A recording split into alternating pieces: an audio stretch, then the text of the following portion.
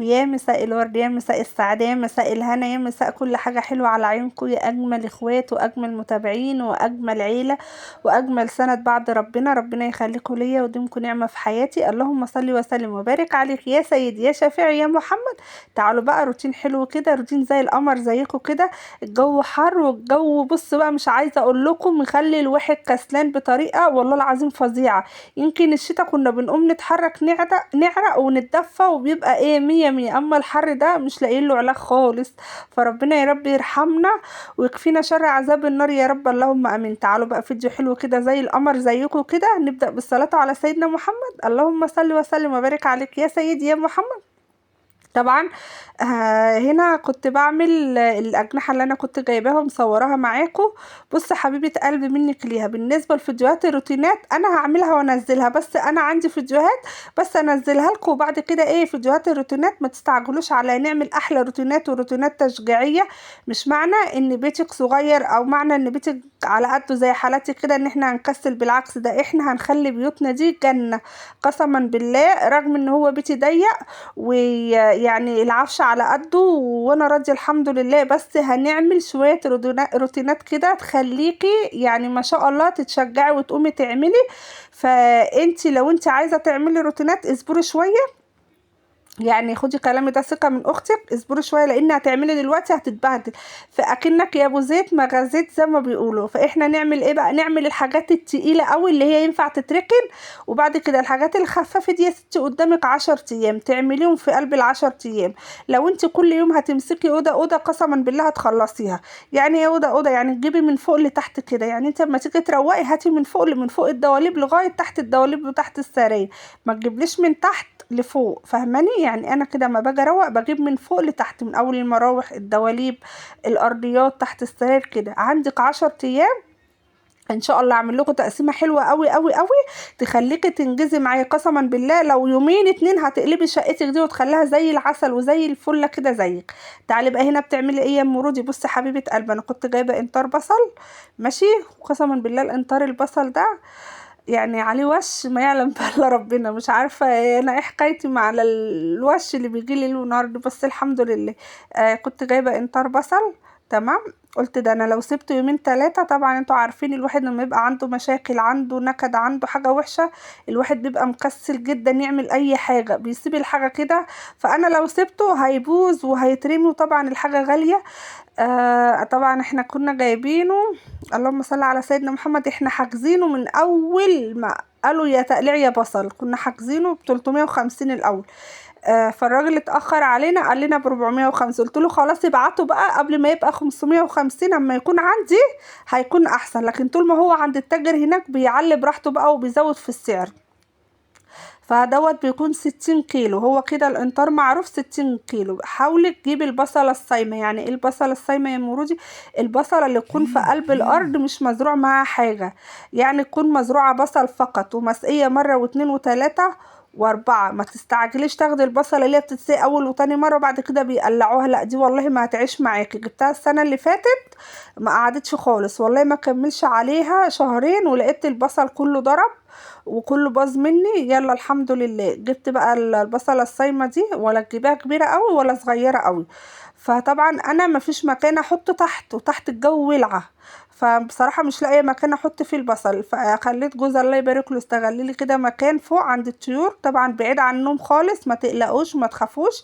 انت لو ما عندكش مكان وعندك عشه حتى فيها طيور تقدري تحوطي كده وتعملي لهم مكان وتحطي البصل فيه، بس بشرط تحطي من حاجه من تحت زي تبني كده عشان خاطر ما تحطوش على الارضيه بتاعه الارض اللحميه يعني بتاعه الارض عشان ما يبص منك. دي اول حاجه.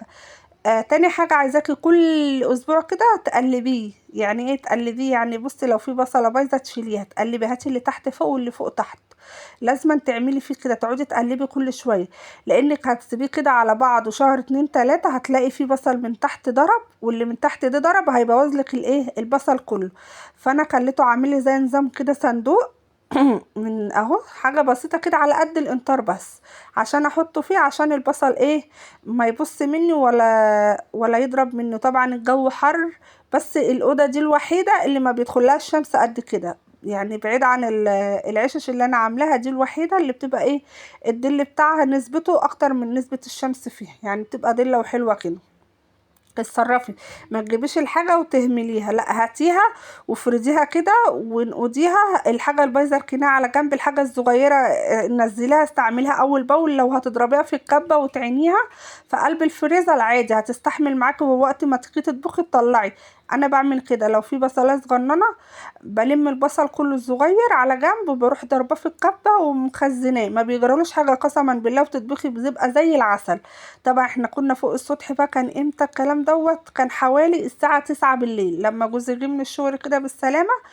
اتعشى وشربنا الشاي، قلت له بقى تعالى اما نطلع نركل البصل ده فوق، عشان ده هو بقاله 3 ايام في الشكارة، وانا خايفة بصراحة، الجو حر وخايفة يضرب في قلب الشكارة.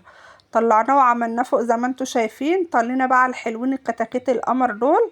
عايزه اقول لكم ان الجو والله العظيم اليومين دول فظيع جدا جدا، فربنا يسترها يا رب على طيورنا ويحميهم، ويعدي اليومين الوحشين اللي جايين دول على خير، يعني يومين نار نار، ربنا يرحمنا يا رب. طبعا انا كنت عامله الاجنحه دي جميله وزي العسل، ما فيهاش اي حاجه خالص. ما تخليش حد يتريق عليكي، ما تخليش حد يتنمرض عليكي، ما تخليش حد يعني مثلا يتمقلس عليكي. اللي موجود عندك اعمليه.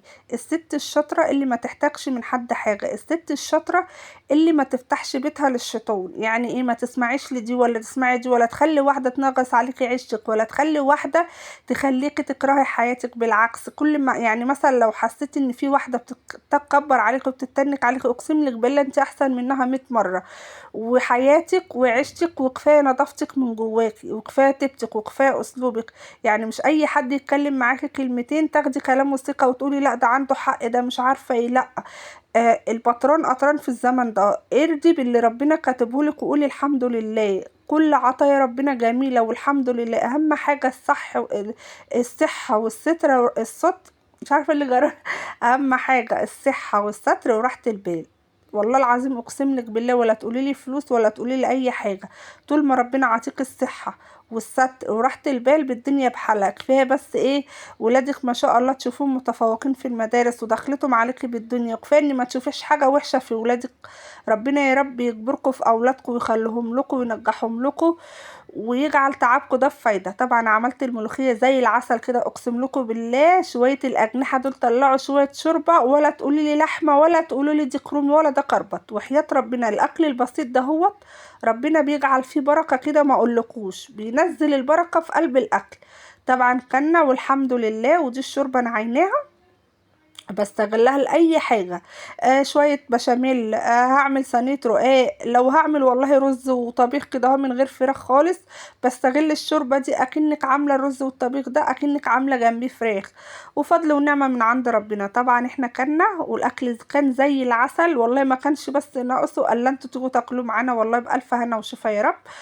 قضي يومك ومشي يومك، الايام جايه كتيره وكل يوم عايز اكل، وكل يوم بصي اليوم اللي بيعدي عليكي كده اهو بخير. ده اهم من الاكل واهم من الشرب. اهم حاجه بس ان انتي تحاولي على قد ما تقدري تمسكي ايدك في الميزانيه. ان عرفتي تقضي يومك وحياة كتاب الله زي ما بقولك كده اقل من 50 جنيه، يبقى انت ست شاطره وست بيت زي العسل. يعني ايه اقل من 50 جنيه؟ اقل من 50 جنيه اي حاجه ادي بيها. لو شويه بطاطس ببيض مع علبة جبنة، شوية فول بتخديعة، بصي اللي موجود عندك في البيت مشي بيه وقضي بيه. اهم حاجة اخر الشهر ما تتدينيش لحد، ولا يكون عليك ديون لحد، ولا تكوني مشايله جوزك فوق طاقته. جوزك لو معاه هيديكي. في فرق بين الراجل البخيل اللي معاه ومش راضي يدي مراته ومخليها ماشيه الدنيا على على الحديده زي ما بيقولوا. في فرق بين الراجل اللي بيبقى معاه ومش مقصر. فانت جوزك لو ربنا كرمه وبيديكي وحاسه ان هو جه في وقت خلاص قالك معيش، خلاص استحمليه وشيليه واعملي حساب لليوم ده. كلنا وارد لازم نكون عاملين حساب لليوم ده، ما تضمنيش. لان يعني احنا خارجين على كف الرحمن، يعني مش ضامنين النهارده في شغل بكره ما فيش. فاحنا لازم نعمل حساب لليوم ده. لو انت معاكي النهارده ما تضمنيش بعد بكره يبقى معاكي، بعد بكره تبقي محتاجه ايه. في مصاريف جديده اكيد وارد، وارد يعني ان احنا بنتحط في مواقف ربنا اللي اعلم بيها. فاحنا لازم نكون مستورين تمام. مش كل عيشتنا اكل وشرب، لا، حاولي تعيني قرشين على جنب، اي حاجه عيني على جنب. يعني انت ربنا كرمك النهارده وموجود عندك اكل، خلاص شوفي كنت هتعملي اكل النهارده ب50 60 100 جنيه، تروحي ركناهم اهو، 100 على 100 على 200 على 500 على 300، هتكوني مبلغ جميل ما شاء الله. وقت لا قدر الله ربنا يا رب ما يحوجكوا ولا يعوزكوا لحد ابدا، مثلا هتجيبي حاجة لا قدر الله، مروحة باظت، في حاجة أنبوبة عايزة تتملي وجوزك لسه ما قبضش، كوني عاملة حساب في الوقت ده اهو، تروحي مطلعة من القرشين اللي انت عيناهم، ما هو كله من خير ومن تعب وشقاه. ما تقوليش لأ ومش لأ. وبرضه ما تضمنيش الايام اللي احنا فيها دي عامله ايه، فانتي من نصيحتي انا امشي على قدك، وحاولي لو انتي مصروفك مثلا في الشهر 2000 3 4 ايا كان، عيني 1000 جنيه على جنب، انسي خالص، اعتبري ان انتي نفسك صرفتيه على حاجه وكلتوها وشربتوها، فانتي اركنيه على جنب كده، وقت لا قدر الله لما تحتاجيه ربنا ما يحوجكوا ابدا، يكون معاكي فلوس. والله العظيم بيبقى من اسعد لحظات حياتي لما بيجي على اخر الشهر كده ومخنوقه، وطبعا الاولاد نفسهم ياكلوا اي حاجه، يعني اطفال بيتزا مش عارفه ايه، اكون عاينه مثلا قرشين على جنب كده، واروح مطلعه 100 200 من اللي انا عايناهم، لدام يعني لدام اخر الشهر هنعمل ايه، ولادك نفسهم في اكله زي دي، هتعملي ايه برضك في نفس الوقت؟ ما تخليهمش ان هم محرومين من حاجه. بروح مطلعه وجايبه وعامله لهم والحمد لله، حتى لو على الاقل مره واحده في الاسبوع تروقيهم فيهم، يعني بتزايا حلوه، تجيب لهم مثلا فطير بالسجق من بره، لو انت مش هتعرفي تعملي. انا عن نفسي بحب البيتزا فبعملها لهم وبيحبوها جدا. مثلا تعملوا لهم رز بسمتي، بيموتوا في الحاجات دي، انا اولادي بصي عارفه الاكلات اللي هم بيحبوهم ايه، بيحبوها ايه، فبعملها لهم، بروق عليهم، بفضل بقى منشفه عليهم الاسبوع كده، كام يوم في الاسبوع، واروح ايه مروقه عليهم في اكل، فالاكله اللي انت بتروقي عليهم دي بتخليهم ينسوا ايه الايام القحرته زي ما بيقولوا.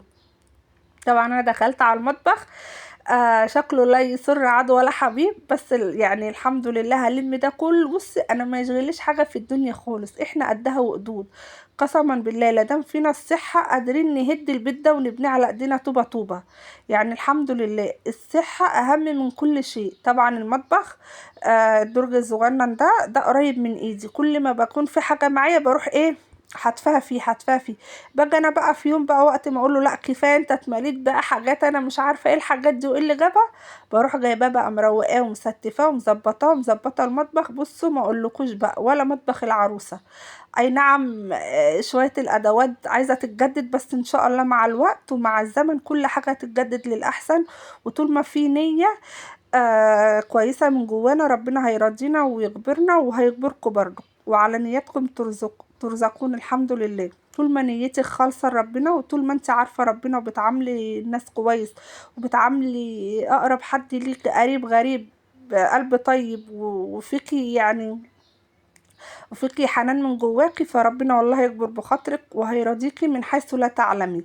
بس انت تعشمي في ربنا خير وقولي يا رب، وما تتكليش على حد، قولي يا رب والله العظيم ما يكون نفسك في اي حاجه ادعي ربنا ولحي عليه، لحي الالحاح جميل جدا جدا، وبيديكي الحاجه اكتر ما انت كنت عايزاها، يعني عطايا ربنا كتير قوي وحلوه قوي. بصي يعني مثلا واحده نفسها يعني تشتري بيت، ما تضمنيش والله العظيم ممكن في ثانية واحدة يبدل حالك من حل لأحسن حال، بدل البيت ممكن يديك عمارة. مش كتير عليكي ولا كتير على ربنا، بس انتي ادعي، واهم حاجة بس تواصلي على الصلاة. والايام اللي جاية دي عايزين بقى نشجع بعضنا ونصوم مع بعض ونعمل جدول حلو كده للاكلات، عشان ال9 ايام دول نروق فيهم على اولادنا، يعني نفضل كده اليومين دول نهدى كده شوية من الفراخ ومن الحاجات الحلوة دي.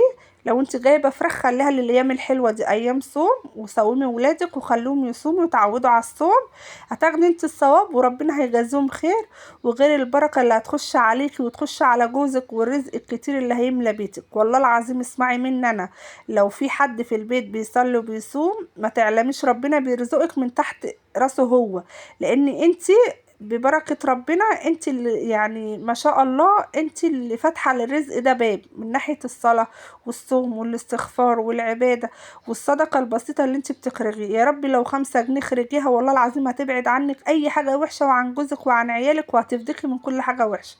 ربنا يا رب يفديكوا ويحبب خلق الله فيكم ويطبطب على قلوبكم ويكبر بخاطركم وينصركم على من يعاديكم ويبعد عنكم الصحبة السوء، اللهم امين يا رب العالمين. اللهم صل وسلم وبارك عليك يا سيدي يا شفيع يا محمد. اقصروا بالصلاة على سيدنا محمد في الأيام الجميلة دي، والله فايدتها عظيم قوي عند ربنا. كفاية بس ان انتي بتصلي على سيدك وعلى شفيعك محمد اللي هيشفع لنا يوم القيامة. اللهم صل وسلم وبارك عليك يا سيدي يا شفيعي يا محمد. هنا بقى غسلت المواعين بعد ما ستفت المطبخ، رجعت كل حاجة مكانها. انا عايزة اقول لكم ان المطبخ ده كان امنية حياتي، والحمد لله فضلت عافر وفضلت احوش وفضلت اكوش لغاية ما جبته. فانتي لو عندك ارادة، ولو انت ست قوية ونفسك في اي حاجة، اقسم لك بالله هتجيبيها. ولا تقولي بقى الدنيا غلا ولا العيشة صعبة ولا فلوس جوزي ما بتقضيش، اقسم لك بالله اسمعي بس الكلام اللي انا بقوله عليك، اللي انا بقوله لك ده، هتلاقي البركة بتحل عليك من غير ما تعلمي. فانتي لو عندك ارادة هتعملي كل حاجة، هتصنعي المعجزات. بصي، اللي نفسك فيه كله والله العظيم، بس انتي استعيني بالله كده وما تبذريش، وحاولي تمشي على قد ايديكي. ما يعني مثلا خارجه تجيبي حاجات، خلاص بقى الحاجات اللي انت محتاجاها هاتيها، ما تجيبيش حاجات ملهاش ستين لازمه. هتجيبي فاكهه هاتي نوع واحد، شوفي ولادك بيحبوا هاتي، ما تجيبليش كذا نوع وتملي التلاجة وبعد كده الاكل بألف هنا طبعا على قلوبكم بيخلص، وبعد كده ترجعي تقولي معيش فلوس. لا يعني برضك ما تحرمهمش من اي حاجه. فانت لو ما قدرتك يا ست الكل تجيبي وهتعرفي تعيني، خلاص خير وبركه. مش ما قدرتك اعملي زي ما انا ماشيه كده، كلنا زي بعض وكلنا ظروفنا زي بعض. تمام. الحمد لله ربنا كرمني وجبت وكل نفسي، يعني ان شاء الله مع الوقت ومع الزمن، وان شاء الله مع طول ما ربنا معانا هنجيب وهنجدد وكل حاجة. اهم حاجة بس ان احنا نكون بخير وولادنا بخير، ويبعد عننا اي حاجة وحشة، وربنا يسترها معانا ومعاكم يا رب، وما شمتش العدو ولا حبيب فينا وفيكم يا رب. طبعا هنا انا اكون خلصت بقى المواعين. الحوض بتاعي الجميل الصغنن المحندق اللي انا كل ما اغسل فيه كوبايه ده بيسد، والله العظيم عايزه اقول لكم لو غسلت فيه كوبايه بالسد، معرفش بالسد ليه، مش عارفه ماله الحوض ده. فما علينا، ان شاء الله مع الوقت ومع الزمن ربنا يكرم ونغيره ان شاء الله. هنا بقى قلت اما امسح المطبخ، لان طبعا الحوض بيطرطش ميه عمال على بطال، فعلى طول بنمسحه والله العظيم. مش يعني وقت ما بغسل وكده، لا على طول بيتمسح. وقت ما باجي اغسل معلقه كوبايه بتلاقي الميه بتطرطش، مش عارفه ايه السر في كده. مش عارفه والله. جبت له الوصله اللي هي بتاعه الحنفيه دي عشان الميه ما تطرطش، ومفيش فايده برضو. يلا الحمد لله، ادينا رتبنا وغسلنا مواعيدنا وظبطنا حاجتنا وتعشينا بقى، اتعشينا خلاص. وعنا البصل بتاعنا. انا عايزه اقولك الحقي هاتي بصل، لان اليومين اللي جايين دول هيوصل والله العظيم ما تعرفيش هيوصل لغايه فين تاني. فاحنا كنا جايبينه ب 350 وبقى ب 450، ودلوقتي ببحث عن النت لقيت حد بيقول لي ب 500، فقلت الحمد لله اللي ايه اللي احنا جبناه. بس حبايب قلبي هنا اكون خلصت بقى معاكم الفيديو. وانتظروني في فيديوهات عن العيد ان شاء الله، روتينات العيد. بس انا صابره بس لان في حاجات المفروض اعملها وحاجات مأجلاها للاخر. فانت يا ست الكل ما تقلقيش، ده 10 ايام يعني، اللي هيبني عماره هيلحق يبنيها ويهدها زي ما بيقولوا. هنا بس بقى المطبخ ما شاء الله زي الفل. اذا كان عاجبك الفيديو يا قمر ما تنسينيش بالله كل اشتراك.